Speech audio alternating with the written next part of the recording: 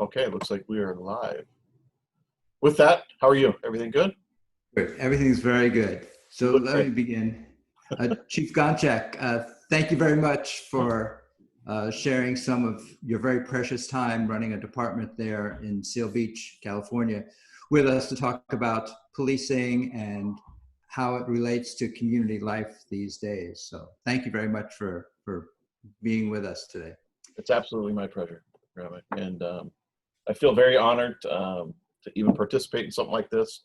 I think, for most people that don't know, you were my rabbi here in the city of Long Beach. We live in Seal Beach now, but for years you helped raise and groom, I should say, my two lovely youngest daughters, and actually were part of their critical part of their B'nai mitzvahs. And so yeah, it's been a wonderful relationship you and I have, and I can't thank you enough for inviting me to talk about these things today. So I appreciate you. Thank you very much. You Very bet. kind of you. So why don't we start uh, just with some of your own story? Like, when did you first think about becoming a police officer, and what motivated you to want to become a police officer? It's funny. So I read all of your questions, and the hardest question I had was the very first one, which is this one. Ah, I don't really have a true like defining moment of when I decided to go down this road. There were some things that happened in my life that happen in, similarly to people's lives that don't go as they're expected, right? I had gone to Holy Cross College right out of high school in the mid 90s, graduated in 94, went to Holy Cross College to trying to get in the University of Notre Dame. This was before the movie Rudy, by the way.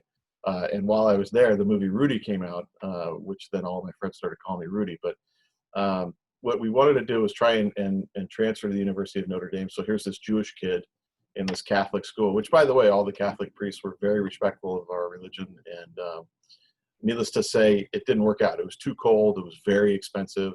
It cost my father a ton of money.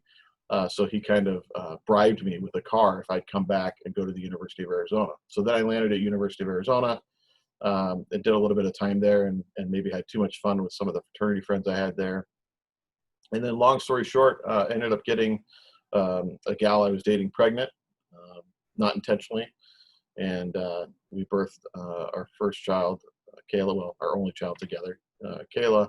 And then a couple of years later, I was in the mortgage industry and decided, you know what, this isn't working out financially. I got a baby to take care of. And my uncle was a sergeant with the City of Tempe Police Department. I was at his house for some holiday, and I was looking at his wall of pictures on the wall. And in those wall of pictures were some stories that he had, and then my father was with me as well. And my father happened to be a police officer in the city of Tempe in the early 70s. So they got to talking about, some of their stories, and I was looking at the pictures. I'm like, maybe I should go down this road and be a cop. And then I applied with several agencies. I applied with City of Tempe, City of Phoenix, City of Glendale. This was all Arizona. And then two police departments out here, Orange County Sheriff's and Costa Mesa.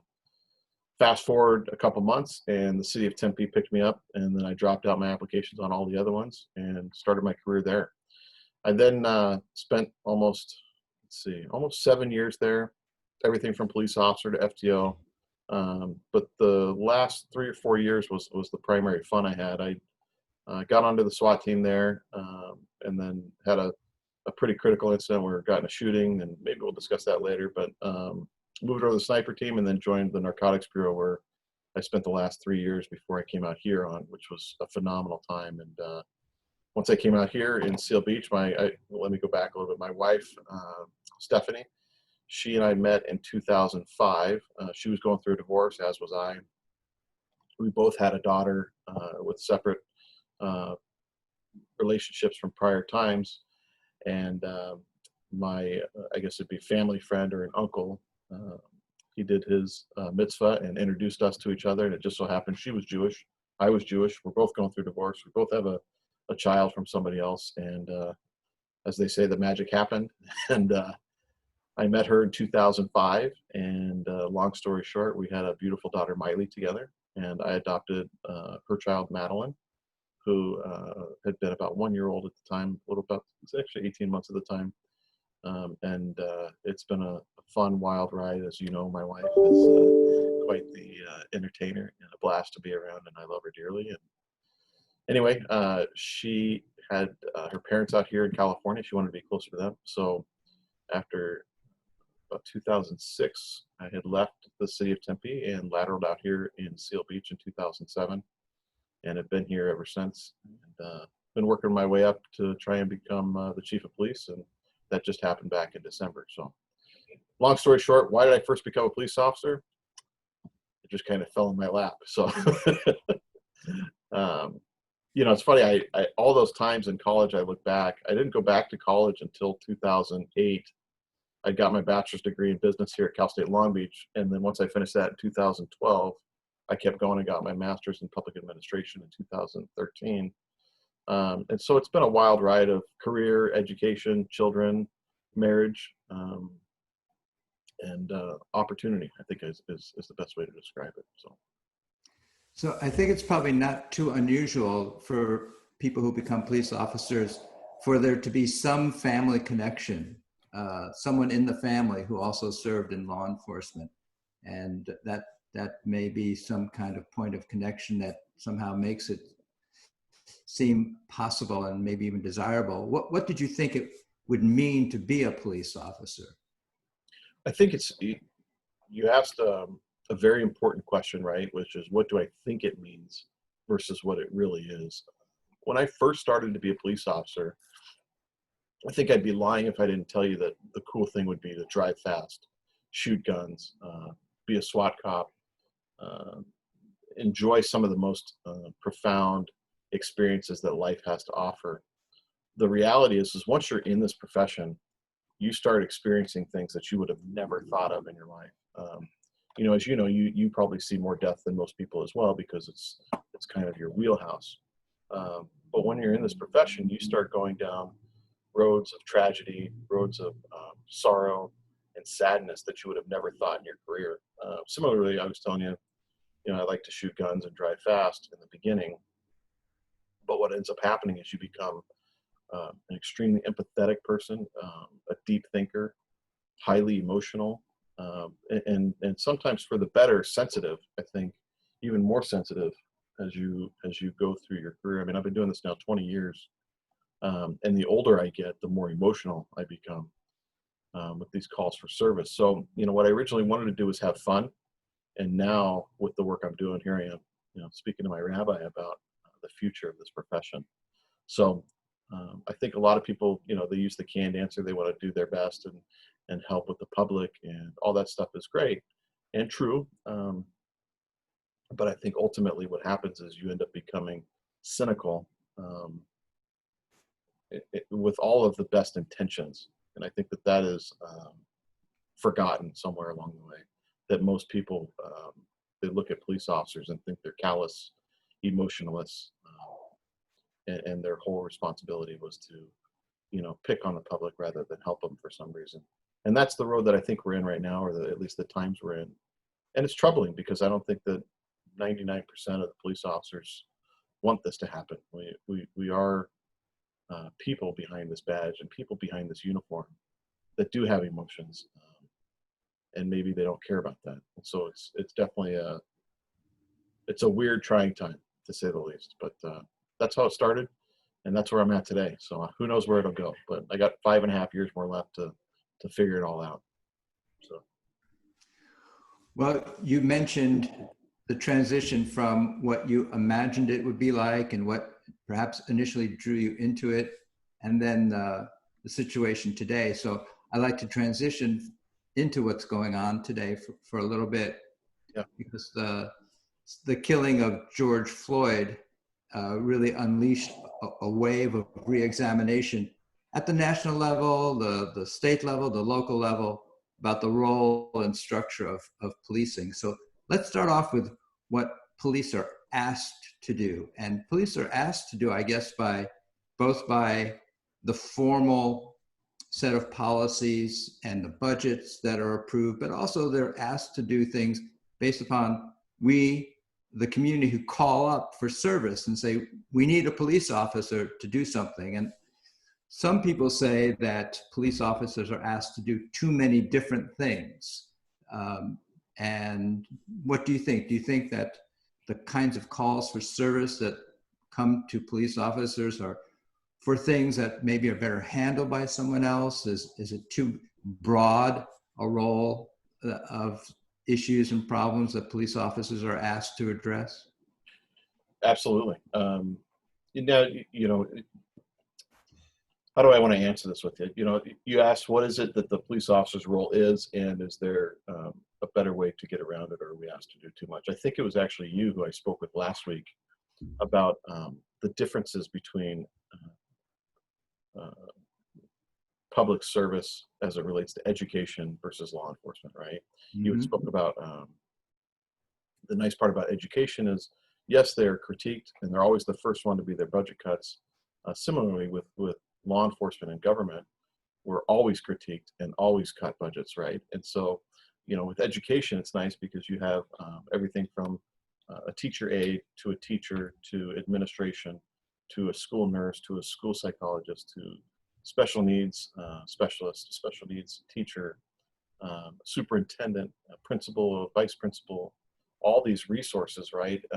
And then you have the outside resources that are available from a school, tons of volunteers and things of that nature.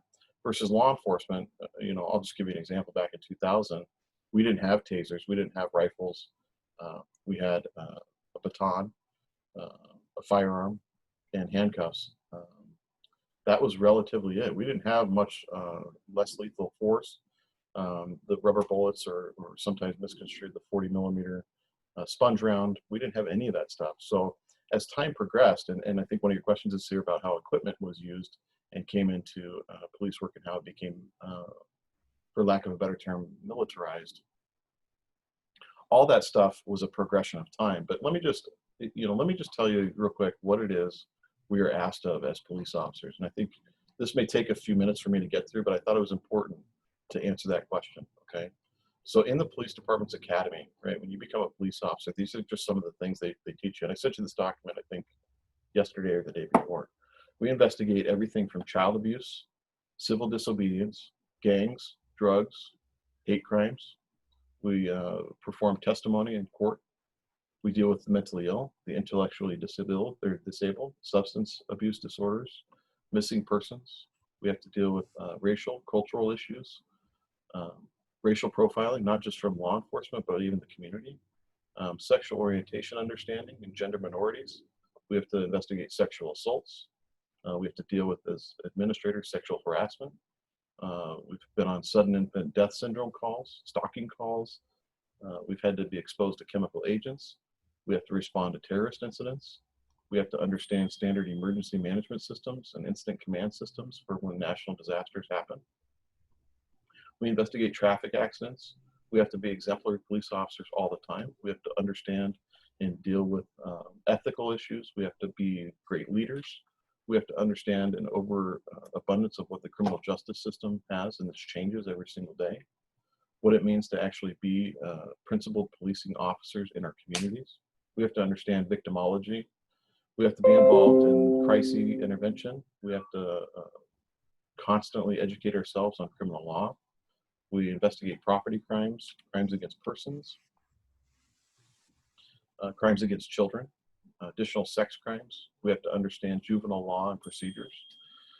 We have to deal with controlled substance issues, ABC laws. We have to understand the laws and the rules of arrests, search and seizure, presentation of evidence.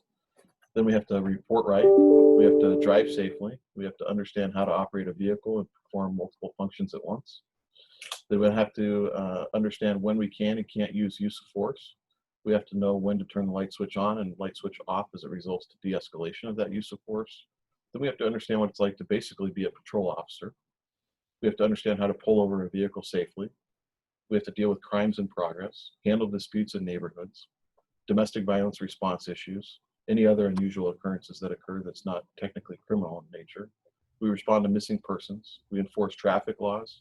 We have to secure and find evidence during crime scenes. We deal with custody issues. We have to constantly remain physically fit. We have to understand arrest and control techniques, provide and give first aid and CPR, as we're often first on scene before firefighters arrive on scene. We have to understand manipulation of our firearms inside and out and its nomenclature.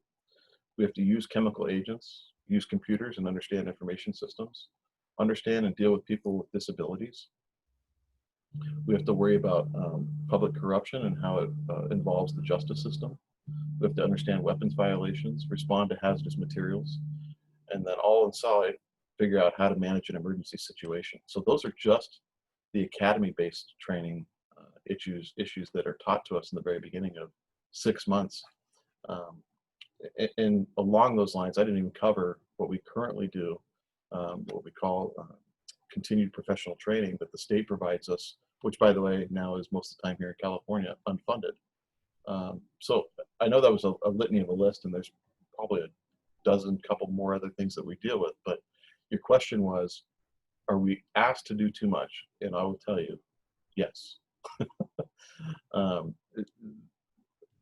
So long story short, the answer to your question is yes. But whether or not we are able to deal with these things is a different story, right? So I think I sent you the document of some of the resources that we have. The good news is we do have a ton of resources, and let me just run through some of those. So the county here in Orange County, California, provides us with I think it's, let me see if I can find the number, almost 157 resources readily available to our use if we ever need them. Specifically, we have a National Alliance on Mental Illness. They provide free educational programs and meetings, support groups through the county that address every aspect of mental health. They offer free programs, educational meetings for us. Then they have another one called Families and Communities Together, or the FACT. It's a network of family resource centers administered by over 100 community partners and provides services such as training, strategic planning to their partners in bolstering, strengthening families and core services like counseling and parenting education, family support. It's funny because we talk about these things that are on the external for us to use, like crisis intervention team, and then most importantly to you, because you were almost fully involved in the program, was the Seal Beach Police Department's chaplain program. So we have actually police chaplains who are part of our police department that respond to everything from, a death of a family to a death of a police officer. So on the internal side of that, we have things like peer support where, a lot of police officers are, I shouldn't say afraid, but feel better when they communicate with another police officer rather than a psychologist or rather than an administrator. So we have things like peer support where, if police officers going through, you name it, a divorce or responded to a traffic accident where a small child passed away, we have other police officers that have been through similar situations and circumstances that are there to provide them, sometimes even with just an ear, but other additional resources that are outside, similarly what I just stated, for them to use if they actually need them. So long story, yes, we're asked to do a ton. Is it too much? I don't know. Are we willing to take support and assistance from outside of law enforcement? Absolutely. I think the biggest fear that we have is that if you take away funding from police departments, it takes away the mouths that our police officers feed at home. And I think that's the biggest concern. And if that can be addressed and or handed down from the government, and that's promised to these police officers that yes, police defunding or police reform, whatever word you use, is that we're not going to see a decrease in our pay. We're just going to see some reallocation of budgeting. You would see a lot more support. So you have listed a very long list of things that you're asked to do. Some of them have to do with addressing crime.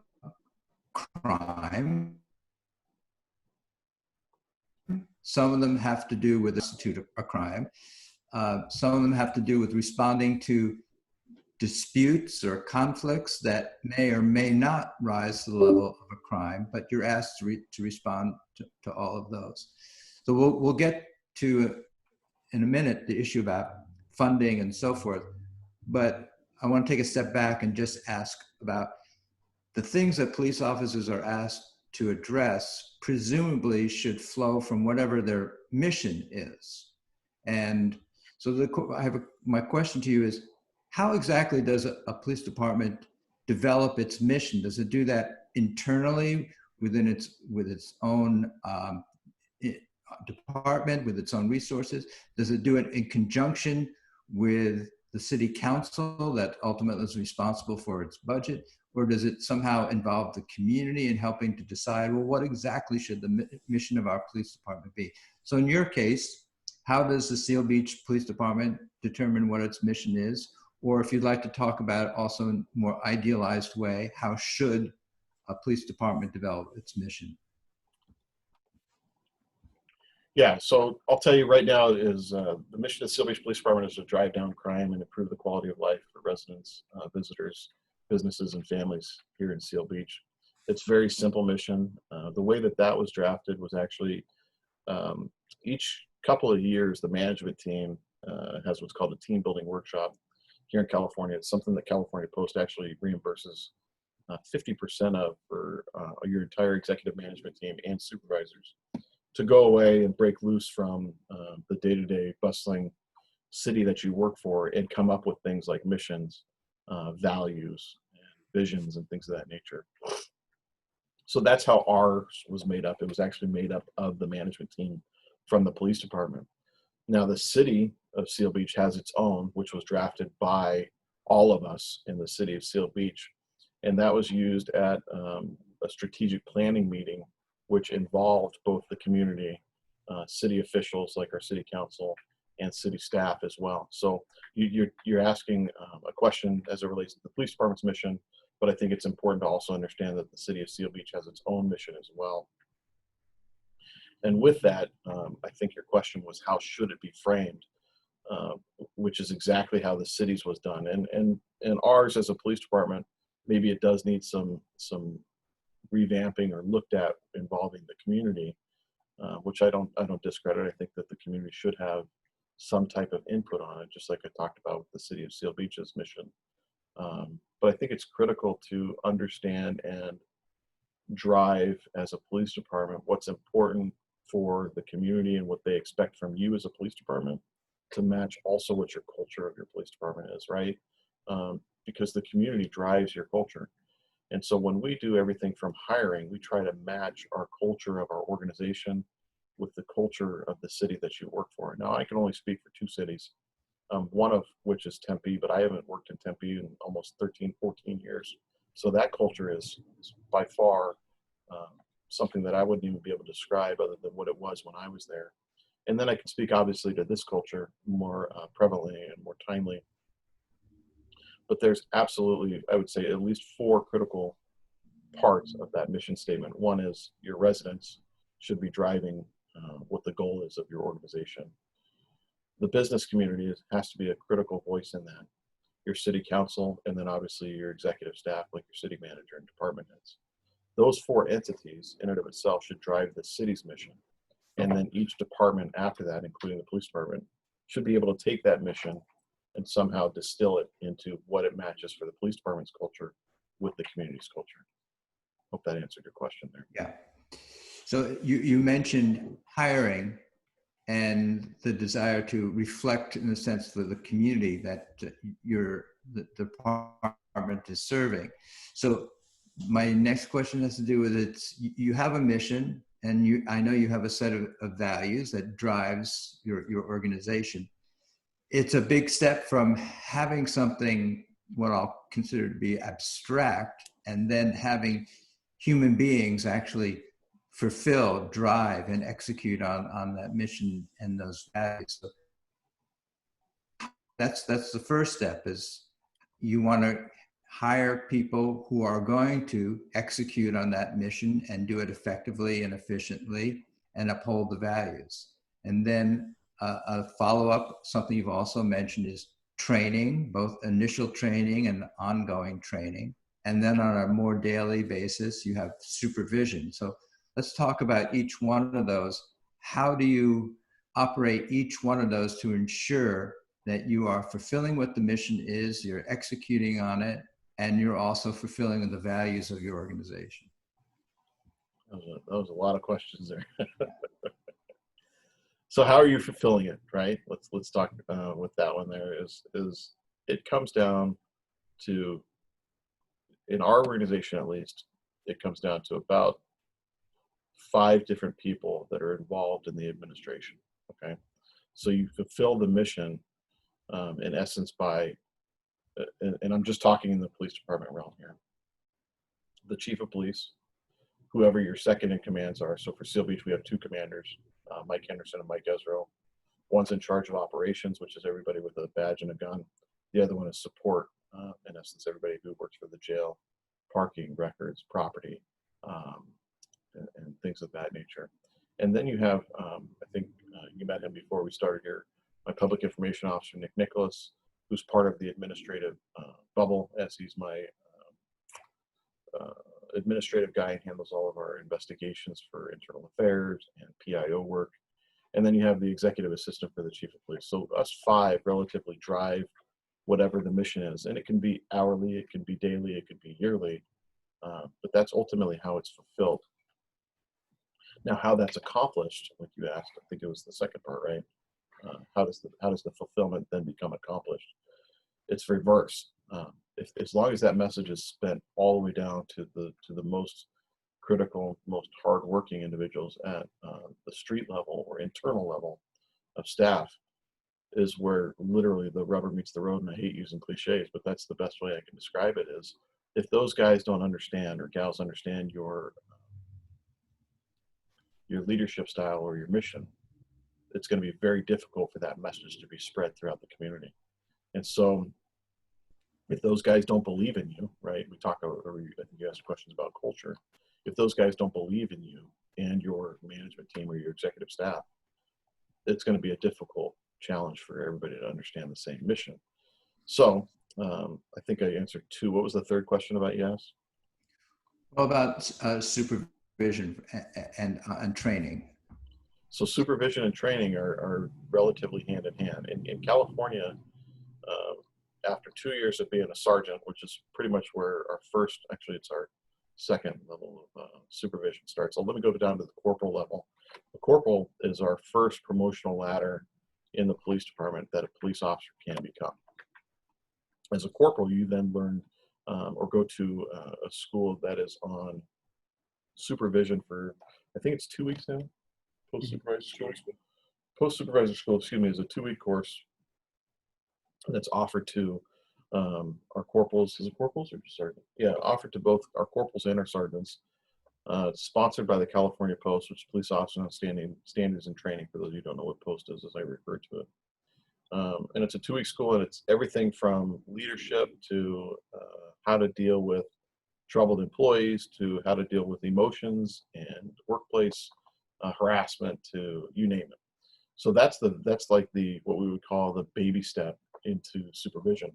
I think the most critical part of supervision is actually being a supervisor. And so that's where the challenge really becomes, is how do you teach supervision and accountability with a brand new police officer that spent years writing tickets, responding to times of crises, and then making them a leader. And that challenge is difficult, specifically for any organization, but relatively speaking for a police department, because to put down that mentality of you're out there to solve crime and work with the community, and then add an additional stair, for lack of a better term, of supervision onto them, is challenging, and it takes time. And some people do really well with it, and then others don't do so well. And we ask that those who don't do well have some internal reflection and ask themselves if this is something that they really do. I've seen some of the greatest police officers try supervision and fail miserably.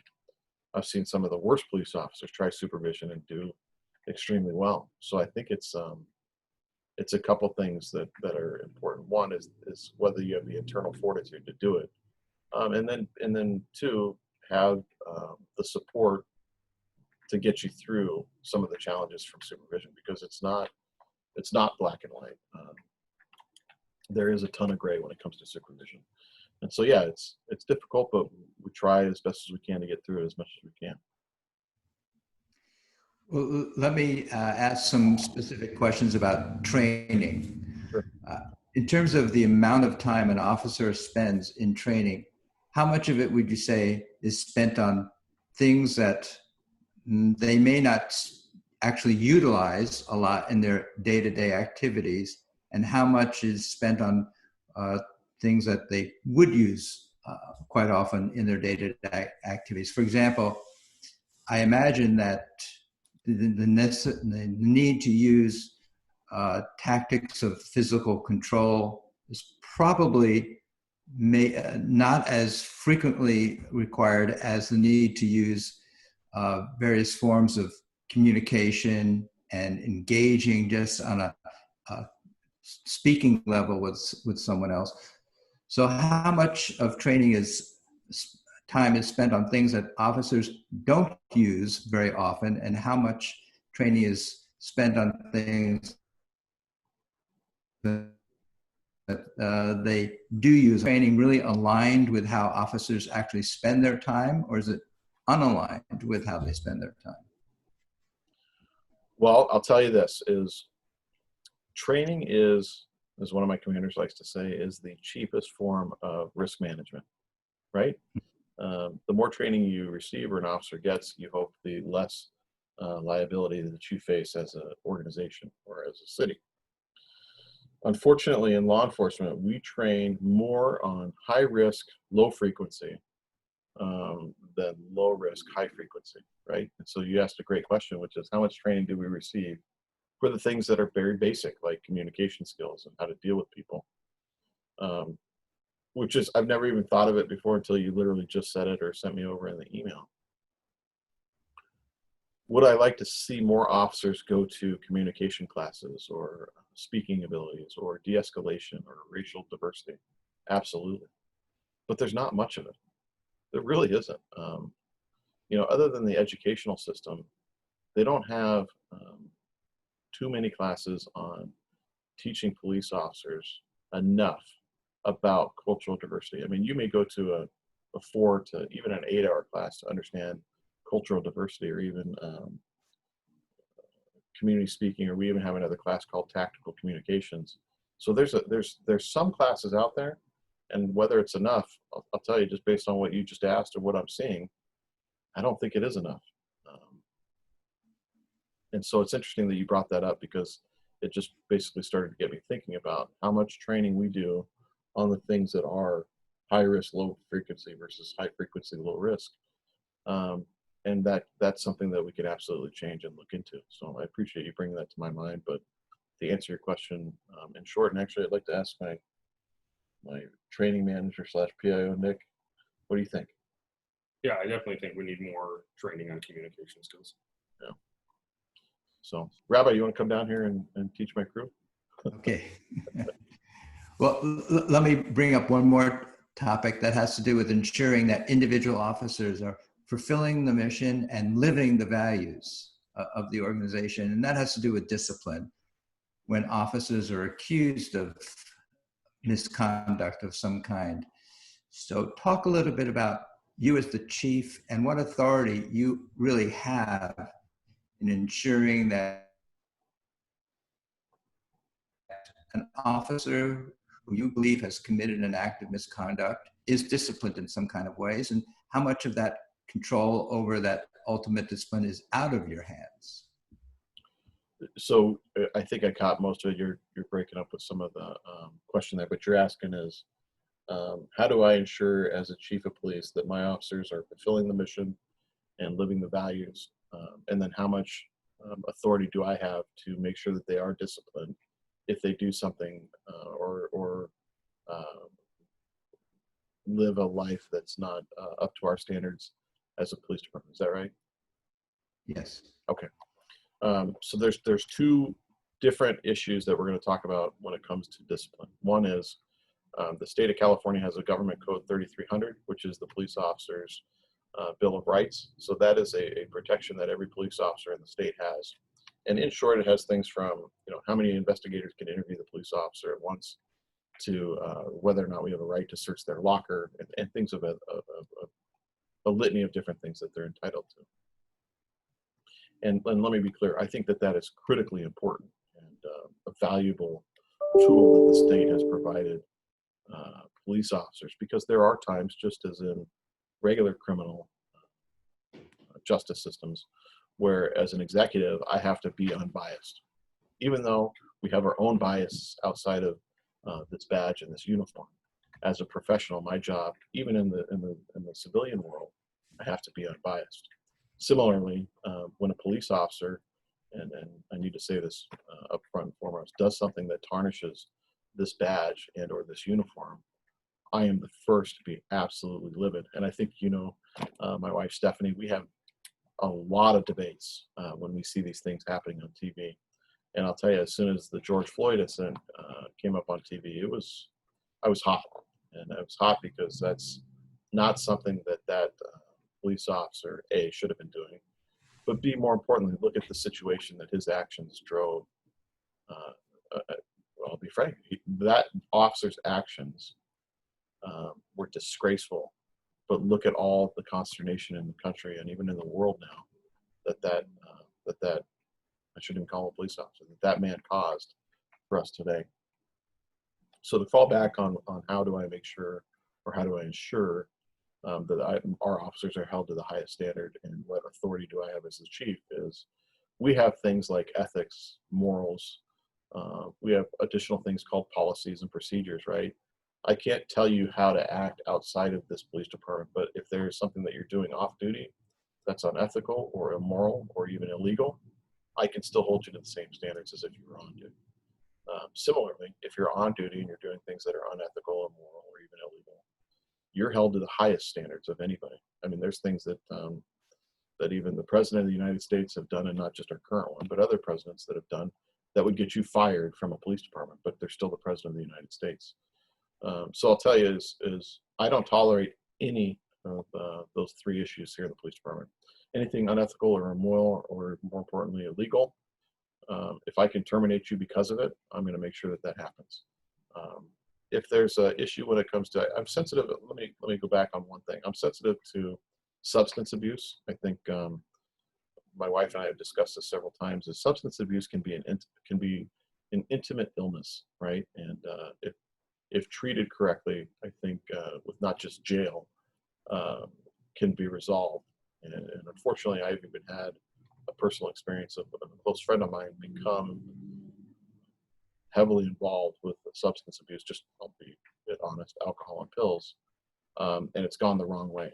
On the flip side, I've seen other officers that have gone the other way of complete sober and become an advocate for other police officers in similar situations. So with the substance abuse one, I'm a little bit more sensitive, and I'm not talking about things like using a substance and then committing DUI. That's intolerable. But I'm very fair, but extremely fair on the heart and firm on the rules. So if you're out there doing something completely immoral, unethical, or illegal, you're going to be held to that highest standard. But I do have a heart. I understand that people make mistakes. And just because you've made a moral mistake doesn't mean you're immoral. It just means you made a mistake. And I'm fair when it comes to that stuff. So the things we're talking about right now, like what happened in Minnesota and the man putting his knee on the back of Mr. George Floyd's neck, unacceptable. Easily able to terminate that person, especially with the death that was happening right there in front of everybody on TV. It's a shame and it's disgusting. So, well, let me ask you one more question about having to do with discipline, because a lot of attention is currently being paid to how officers are disciplined for misconduct. And so there's been some specific recommendations that different people are raising having to do with eliminating what's called qualified immunity, the role of arbitration in reviewing disciplinary cases, the need for some kind of perhaps national registry for officers who have been disciplined, and the possibility of state posts decertifying an officer who has been dismissed. So you have a reaction to any of those proposals? I'm all for it, except for the qualified immunity. I think you take that away and you're down another rabbit hole. And the reason I say that is, look, if you're in trouble and you get terminated from a police department, I'm all for a national registry. I just worry about who has access to that registry. If it's an internal thing for police departments to be able to look at and go, oh, okay, this person has a jacket from being immoral, unethical, or illegal, it would be an automatic for us. When we have, I think a lot of this comes down to just one more thing, and I don't know, I'll keep going down these roads with you, but I don't know how much time you have. But let me go through real quick what we do as a police department. To become a police officer, you have to fill out what's called a personal history statement. In your personal history statement, you have everything from, have you ever drank alcohol under the age of 21, to have you ever had sexual misconduct or committed sexual act with somebody under the age of 18 when you were over 18, to things of, have you ever smoked marijuana, right? And in that personal history statement is about, gosh, 150, 200 questions, I think, nowadays. And so when you have a background investigation, actually, let me back up. So to become a police officer, you have to take a written exam. That written exam usually includes anything from, 100 multiple choice questions to, we use a report writing system where we put up a video on TV of a crime that happened, and you have to take a police report. That's the first step in becoming a police officer. Actually, the first step is the application. Second step is taking the test. Third step is what we call the physical fitness examination, which is, in essence, running an obstacle course, jumping a couple fences, sit-ups, push-ups, pull-ups, whatever it may be for your agency. Once you get through that, then you have your oral board examination. And that oral board, you have anywhere from 3 to 4 police officers and or human resources staff, and even sometimes civilian staff on that panel. Then they'll ask you 10 to 15 questions about yourself, your history, how you handle things of morality, things of everything like you're at a party and a friend is taking pills. What do you do as a police officer in that situation? To tell us a little bit about yourself, right? Once you get through that, then we start this background process. And in this background process is what I was telling you, which is, we call it a PHS here in California, your personal history statement. And that's everything from 100 to 200 questions asking a ton of information. What's critical in that PHS then, or that personal history statement, is when they're done with that, we send it to a background investigator. That background investigator drives the future of what we in administration see. So when the personal history statement is complete, it goes to the background investigator. Background investigator looks at all, whatever, 150, 200 question responses. If they come from a prior agency, we send that background investigator to that private agent or to that police department and get their background investigators, or excuse me, their background packet from everything that they ever had as a police department. And I'm glad you bring it up, because Seal Beach, we only hire lateral police officers. In fact, we haven't done this in almost 15 years, but we're just now getting ready to hire a city staff member to become a police officer, put them through the police academy. So we are used to looking at lateral applications that have background files from other organizations. And when I talk about being critical is, if this background investigator does a poor job and we don't know about it, then you run into things like, I should have known, or we should have looked at it a little bit further, we should have hired a different background investigator. For Seal Beach, we're such a small town, we only have 25,000 plus residents, and I only have 38 police officers and another, 35 or so more staff members that are professional. I don't have a background investigator. I've got to subcontract that out. And if he or she does a poor job on that background, I'm kind of left at the whimsicals of that background investigator. And then above and beyond that background investigation, I think a lot of people don't even understand the rest of the process, which is important, is once I get the background packet and everything comes back hunky-dory, I then move on to our psychological examination, which they then go sit in front of a psychologist or police psychologist in the industry, and they literally have to answer a packet that's almost 1,000 questions. And that asks everything from, have you ever stolen a candy bar, to do you love your father? And yes, that question is truly on there. So, or even, have you had sex with animals? I mean, it's bizarre, some of the questions they ask. And I say bizarre for intentional reasons, because there's some formulaic profile that they're able to distribute to us as police executives, saying this person's a good fit or it's not a good fit. After that psychological is done, we send them to the polygraph examination, which is a lie detector exam here in California. And it comes back as being truthful or untruthful. And it doesn't tell, it's not like a pass-fail kind of thing. It just tells you that there's discrepancies in some of their responses. Part of that polygraphy is that personal history statement. So those 150 questions that you asked or answered, we then have you answer in this polygraph examination on things like something that may or may not make sense. How this background investigation falls in line with that is, have you been truthful with your prior agency? Have you been truthful on this personal history statement? If there's any discrepancy in that, it comes back as a suspicious polygraph. and they're done at any of that time. We can make that determination. Or we can ask them to explain it and go back and do another polygraph. Then last is, actually not last, the second to last is the medical. So they have to go to a doctor, one that we hire or contract out here. It's actually, ours is in the city of Huntington Beach. And they go do things like heart rate tests where they get on a treadmill and they're wired up to check their EKG and whether or not they have a bad back or bad eyes or things of that nature. Lastly, they come meet with me. So literally, I have the final decision whether or not to hire these police officers or stop it right there in the tracks. So along those same lines, what's most important when you talk about one of the things that I actually liked is this national registry system, is it would be just another step for us, and it's not that difficult to do. If there was a national registry system for us to be able to do, like, Sergeant Nicholas is my, I said training manager. He's I call him my junk car sergeant, but he also does hiring as well. And one of those last steps that we could do is easily pull up a national registry system and see whether or not there's been any kind of use of force issues, unethical issues, diversity issues, racial issues. I mean, you name it, it would be nice to have it. What worries me when we talk about the qualified immunity thing is simply, and we could go through hypotheticals all day long,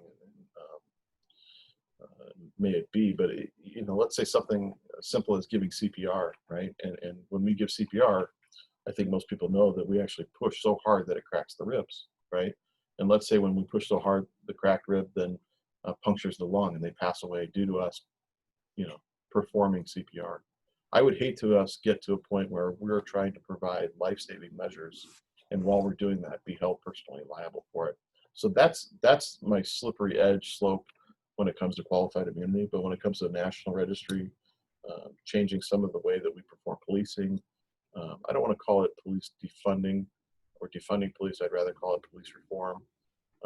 Most of us as police chiefs are willing and able to be part of that conversation. The problem, as I told you last week, is we don't get asked as police chiefs. Some of these policies are being made at the federal and even state level without even our opinion.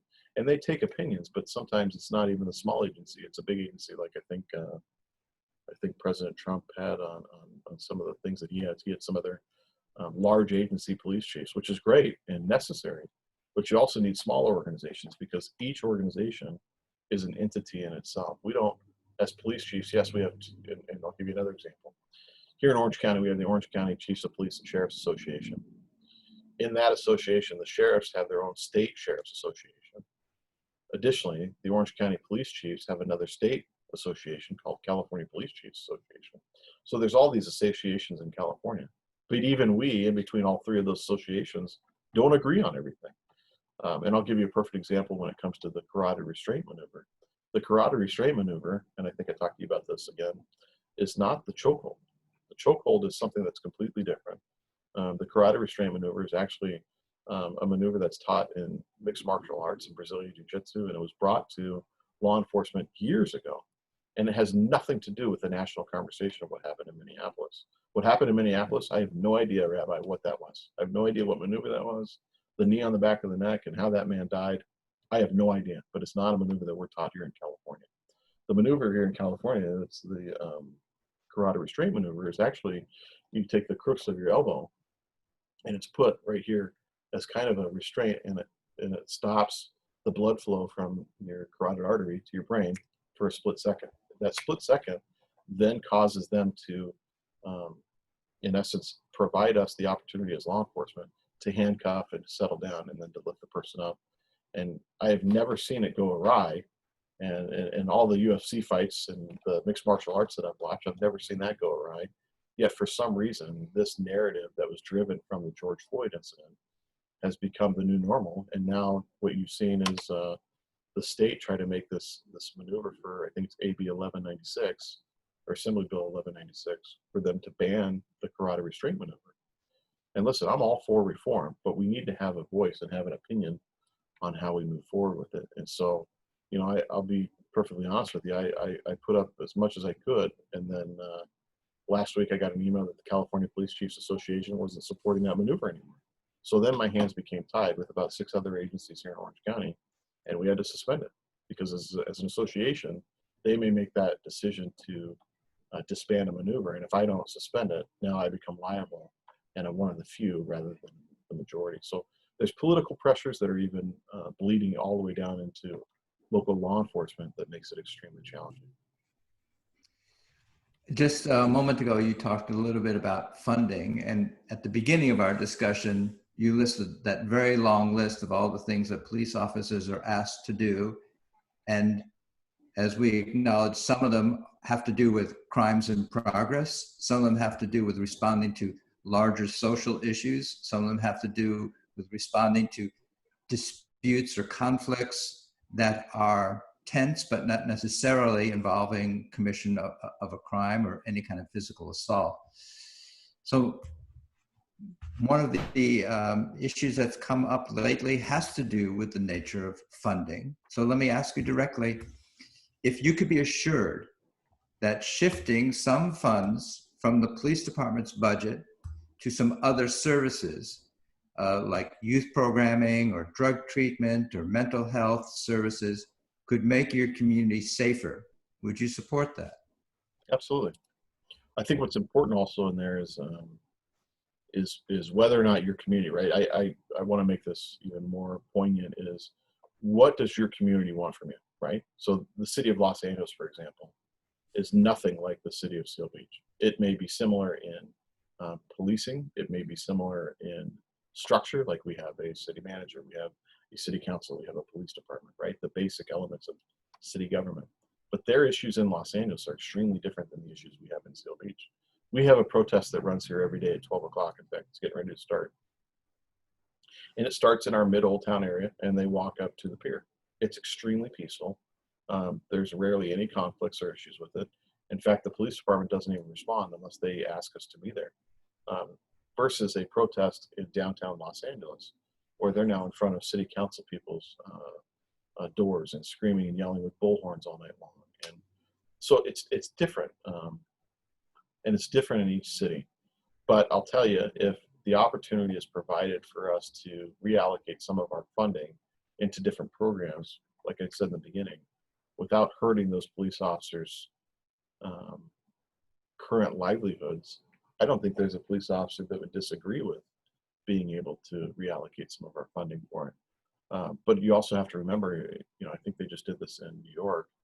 With reallocation of resources, the community has to understand that some of the programs that we were able to provide or thinking that we were providing were the good ones, will then not be able to do. And I'll give you a perfect example is, if you took away something very simple like Red Ribbon Week, which is a drug program and alcohol and tobacco prevention program that we do for our only elementary school here in Seal Beach, that entire program costs, maybe it's $1,000 or $1,500 after we buy all the licorice for the Red Ribbon Week day that we hand out licorice to the kids, or the stickers, or the staff and the equipment that we pull out and show all the kids. Because, as much as people don't like looking at some of the militarized vehicles that police departments had, kids love them, right? And that's just the truth. If I took away all of those things and then shifted it over to, let's say, some kind of social resource program for homelessness, right, which in Seal Beach is prevalent, is the community okay with that? And I think that that's the question that needs to be asked, and how that's done is pivotal and critical. But I'll tell you, if money wasn't an issue, right, I would take as much social resources and social programs and integrate them into the city as I could. I'm not the city manager, and I'll tell you, she and I have a phenomenal relationship. But I think that she would agree as well, is if money wasn't an issue, then of course we'd be willing to do that. But the community as a whole would have to make that decision on whether or not, I shouldn't say the community as a whole, the city council would have to make a decision on whether they're comfortable with us decreasing some of the services we provide to provide a different service that's available to them. I don't know if that makes sense to you. Yes. So another issue that's come up lately has to do with what's called the militarization of police forces, in terms of the equipment they have, in terms of the kind of vehicles that they now have that perhaps 20 years ago they didn't have access to or use. Do you think that's a legitimate or not a legitimate critique about the need to demilitarize the police and its tactics? So this is not an unfamiliar territory, as I think you know. the demilitarization of police departments has been something that's been on the radar since Ferguson broke loose a couple of years ago. Actually, I think that was 2014 was Ferguson, Missouri. So, wow, it's already been 6 years. And it feels like we're right back here again, having the same conversation. That's challenging for law enforcement, and let me tell you why. Is demilitarization of police departments has a bad connotation to it, and I don't think most agencies would disagree with that word being bad. It's just like defunding or disbanding police departments. We get our equipment and our toys, if you want to call them, or our cars or our vehicles, from the cheapest resource, right? And I'll give it to you very simply. These badges, these stars, all the stuff that we provide our police department, I have to submit a budget every year, and in that budget I have to give 3 bids if it's over $1,000. Usually, unless I have a good reason that a company is able to provide a better service for a little bit more money, I have to go with the cheapest one. Okay, and that's just common sense budgeting. When we talk about things like armored vehicles, you have to remember things about high risk, low frequency. So you're not going to see us as a SWAT team, and I'm a big proponent of SWAT teams. I just finished my 15th year as the commander of the SWAT team last year, so I'm very familiar with this conversation. As a SWAT team, when I go to an active shooter, or I'll give you another example. We had a retired, I shouldn't say retired, he was, what was he? He was a dishonorably discharged military member. I forget what his name was. Christopher Dorner, up in San Bernardino Mountains. I don't know if you remember that, Rabbi. It was about 4 or 5 years ago. He'd gone up to the mountains, held himself up into somebody else's cabin, and was shooting at police officers. Prior to that, he had killed several police officers here in the Los Angeles, Riverside area. Those pieces of equipment, although shocking to the conscience of somebody that's not understanding what it's like to be a police officer, are critical in us performing our job duties. Most importantly is because they're bulletproof. Everything on that vehicle is bulletproof. So they call them tanks. We call them armored vehicles. Armored vehicles provide SWAT officers the ability to be inside of it or behind it when we're dealing directly with gunfire. And just like you would like to have the nicest suit on when you come on TV, we would like to have the nicest equipment when we respond to emergencies. So although shocking to the eyes, I think that police departments need to do a better job about when they respond with the certain equipment that's allocated to them and use. I'll give you another example. The SWAT teams here in Orange County sometimes respond to mobile field force situations. Our SWAT team responded to one, I think it was in Anaheim about 10 years ago that I was on, was asked to come in police uniforms. And I forget what city it was, maybe it was Anaheim. And the reason that we were asked to come in police uniform was because it's much easier on the eyes to look at a police officer in this uniform than it is for them to look at a SWAT uniform. There are a dozen reasons why SWAT uniforms look the way they look. It could be everything from you work in an urban environment, so they're gray and black camouflage. You work in a desert environment, so they're tan and khaki and green in color. Snipers, which I was a big part of for most of my SWAT career, we wear usually OD green, which is like an outdoor green color, or tan, because most of the time we're trying to hide. Again, that looks like it's militarized, but the reality is we are faced with, it's easier for the military to say they're going to war when they go overseas and conduct their business. I don't know if I read it to you, but there was a PhD who said, we like the police to do their job, we just don't want to see how they do it. And that's exactly when we talk about demilitarization. What's happening is you are now seeing social issues erupt like an atom bomb in these cities. And so you're seeing police departments respond like it's an atom bomb, which is all of our equipment comes out, and it's not easy on the eyes. But to go back to the most important part of it is funding.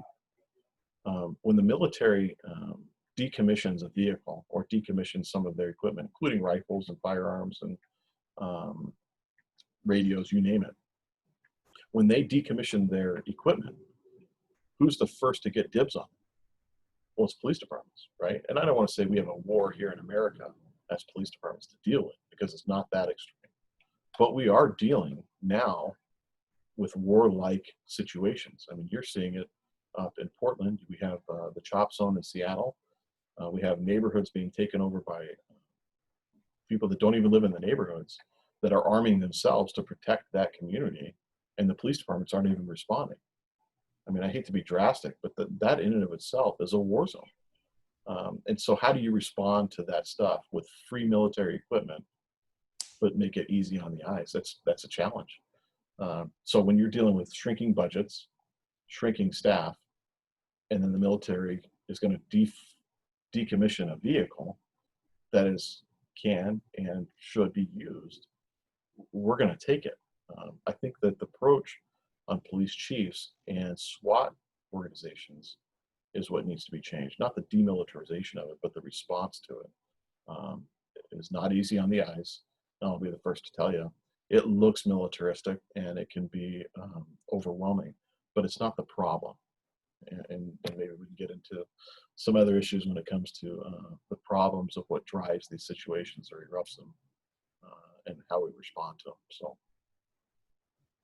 Thank you. Let me wrap up by asking you kind of an open-ended question, which asks you to kind of just imagine the future. So when you look ahead, what do you see the role of policing being in 10 years or 20 years from now? And to what extent will it be the same or will it be different in terms of how policing is provided now?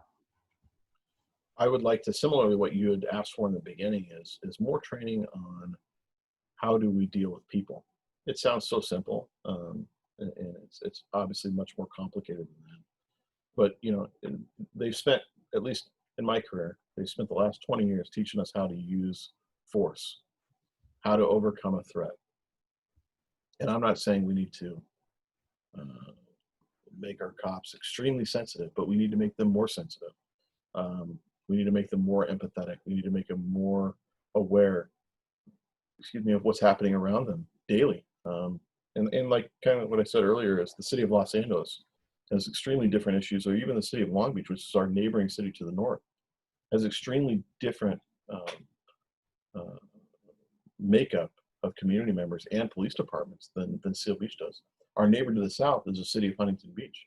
They've got protests that are going from everything to extreme conservative views and even Trump fans fighting with Black Lives Matter, and with the police officers lined up right in the middle of it. I don't have those challenges in Seal Beach. So to answer your question softly, is how is it going to change? We have to get through the now before we can even look through 10 to 20 years from now. Where would I like it to be, I think, is the most important part of this. Is, there's this long-standing joke of history between fire departments and police departments, which is, the police departments are out there on the streets and we're always the first to respond, while the fire department or the firefighters get to sit in their lazy boys and respond after we ask them to come. I'm worried that this discussion, or even this national conversation about defunding police departments, that's what the people want us to do. And let me tell you why that real quickly is a challenge and an issue of itself. If police officers are responsive only and reactive only, there is no purpose in protecting our neighborhoods anymore, because proactivity is what drives down the crime, not reactivity. Reactivity is your car gets broken into, you pick up the phone, you call the police department, we respond and take a police report. We come back to the station, we pull video cameras up in the neighborhood.